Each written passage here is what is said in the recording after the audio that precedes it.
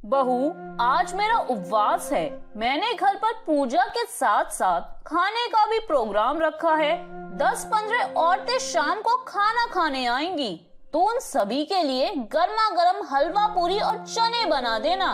Mummy जी, आपने मुझे इस घर की नौकरानी समझ रखा है क्या? या फिर आपको लगता है कि मैं एक मशीन हूँ जो आपके ऑर्डर देते ही फटाफट सारा काम कर दूंगी? अरे बहू, तू ऐसे क्यों बात कर रही है? तू मेरी बहू है ना, तो घर का जो भी काम होगा वो मैं तुझसे ही तो कहूँगी ना।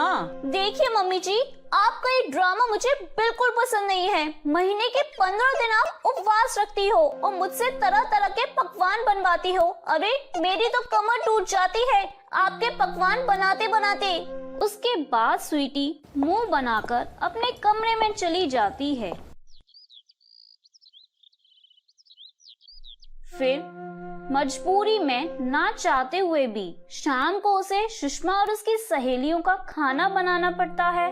लेकिन स्वीटी भी बहुत चालाक थी। वो जानबूझकर सब्जी में ढेर सारी मिर्ची डाल देती है। उस सब्जी को खाने के बाद सुषमा और उसकी सहेलियों के कानों से धुआं निकलने लगता है।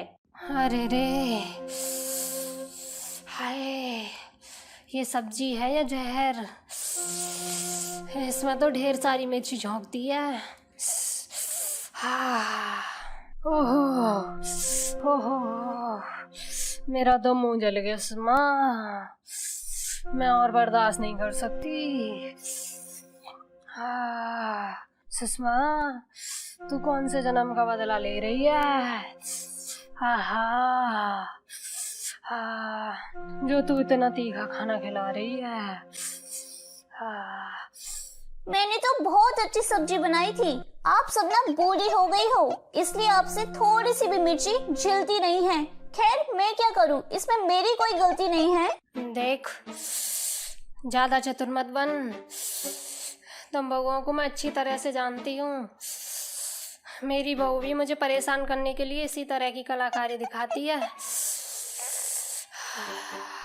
चुप, बस बहुत हो गया। मैं तुम सबकी नौकरानी नहीं हूँ जो तुम सब मुझे इस तरह भाषण दे रही हो। मम्मी जी, आज आपकी वजह से मेरी बहुत बेइज्जती हुई है। अब मैं इस घर में एक पल नहीं रुकूंगी। उसके बाद स्वीटी अपना बैग उठाकर अपने मायके चली जाती है। लेकिन फिर कुछ दिनों बाद स्वीटी का पति टीटू उसे मनाकर वापस ले आता है। फिर एक दिन स्वीटी टीटू के साथ शॉपिंग कर रही थी। तभी उसे एक ड्रेस पसंद आती है।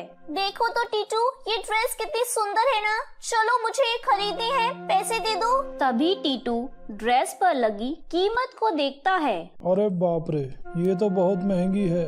नहीं नहीं, तुम कोई सस्ती ड्रेस खरीद लो। मैं कोई सस्ती ड्रेस नहीं लेने वाली, मुझे यही ड्रेस पसंद है। तुम खरीद कर दोगे या नहीं? अरे तुम्हारा दिमाग खराब है क्या स्वीटी? मेरी इतनी तनख्वाह नहीं है कि मैं तुम्हारे इतने महंगे महंगे शौक पूरे कर सकूं। तो फिर मुझसे शादी ही क्यों की? मुझे तुम्हारे साथ रहना ही नहीं है। इतना कहकर स्वीटी उसी वक्त टैक्सी पकड़कर अपने मायके चली जाती है। बेचारा टीटू भी उसके पीछे पीछे भागता हुआ स्वीटी के घर पहुंचता है। टीटू स्वीटी को मनाने की बहुत कोशिश करता है, लेकिन स्वीटी टीटू को खरी खोटी सुनाकर वहां से भगा देती है। तभी स्वीटी की भाभी डिम्पल उससे कहती है, ये गलत बात है स्वीटी, तुम इस तरह सबके सामने अपने पति की बेइज्जती नहीं कर सकती। अरे भाभी, तुम क्या जानो मेरे ससुराल वाले कितने बुरे हैं। वो मेरा जरा भी ख्याल नहीं रखते। ऐसी बात नहीं है स्वीटी, थोड़ा एडजस्ट तुम्हें भी करना पड़ेगा। हर बात में तुम्हारी जिद नहीं चलने वाली। भाभी देखो, अभी ना मेरा मूड बहुत खराब है। हम इस बारे में बाद में बात करेंगे। उसके बाद स्वीटी अपने कमरे में चली जाती है। इस तरह स्वीटी के बार बार मायके जाने के कारण उसके ससुराल वालों के साथ साथ उसके मायके वाले भी बहुत परेशान थे। लेकिन स्वीटी को इन बातों से कोई फर्क नहीं पड़ता था। वो तो बस हमेशा अपनी जिद पर ही अड़ी रहती थी।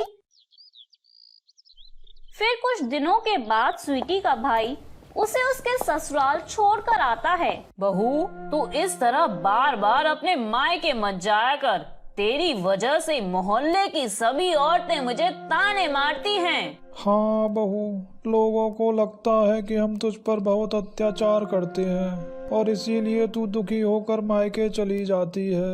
मैं ये सब नहीं जानती, बस जब कोई मेरे खिलाफ जाता है तो मुझे बिल्कुल बर्दाश्त नहीं होता। हाँ स्वीटी, तुम जरा घर के हालातों के बारे में तो सोचो। अरे जितनी चादर है उतने ही पैर फैलाने चाहिए। तुम हमेशा मेरी कमाई से ज्यादा महंगी चीजों की फरमाइश कर देती हो।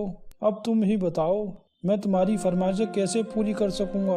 तो ये सब तुम्हें शादी से पहले सोचना चाहिए था ना। अच्छा ठीक है बहू, तू पैसे की चिंता मत कर। कुछ दिनों में हमारे गांव का खेत बिकने वाला है, तब ढेर सारे पैसे आ जाएंगे।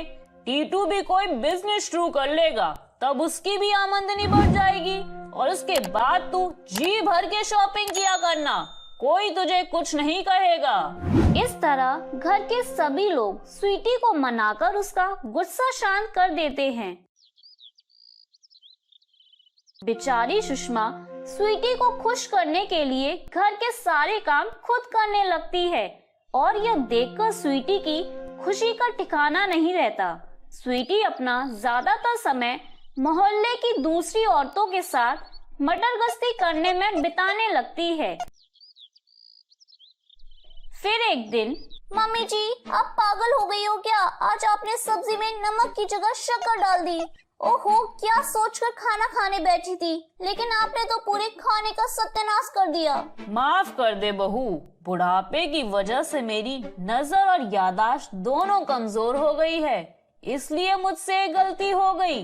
लेकिन तू चिंता मत कर, मैं तेरे लिए दोबारा खाना बना देती हूँ।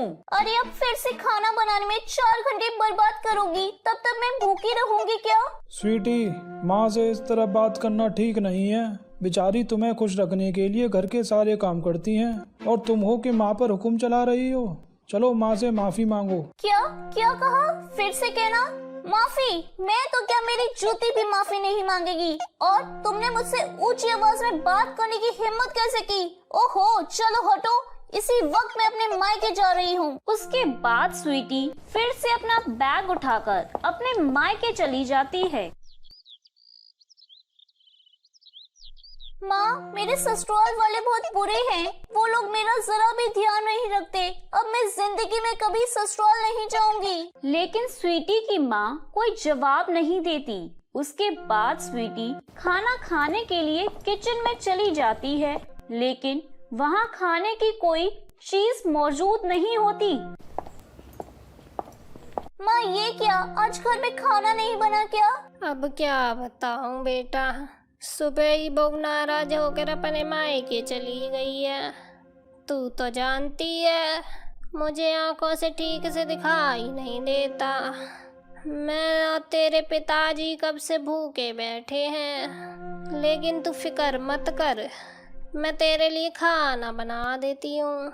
उसके बाद स्वीटी की माँ किचन में जाकर खाना बनाने लगती है। थोड़ी देर बाद जब खाना बन जाता है तो स्वीटी खाना खाने लगती है, लेकिन खाने में नमक की जगह शक्कर डली हुई थी। स्वीटी अपनी माँ को घर के काम करते हुए देख ही रही थी और उसे अपनी माँ पर बड़ा तरस आता है, इसलिए वह अपनी माँ से कुछ कहती नहीं है। तभी स्वीटी को अपनी सास याद आती है। जिस तरह बुढ़ापे में मेरी माँ को बहू की गैर हाजिरी में सारा काम करना पड़ रहा है, उसी तरह मेरी सास को भी इसी तरह घर के सारे काम करने पड़ते होंगे।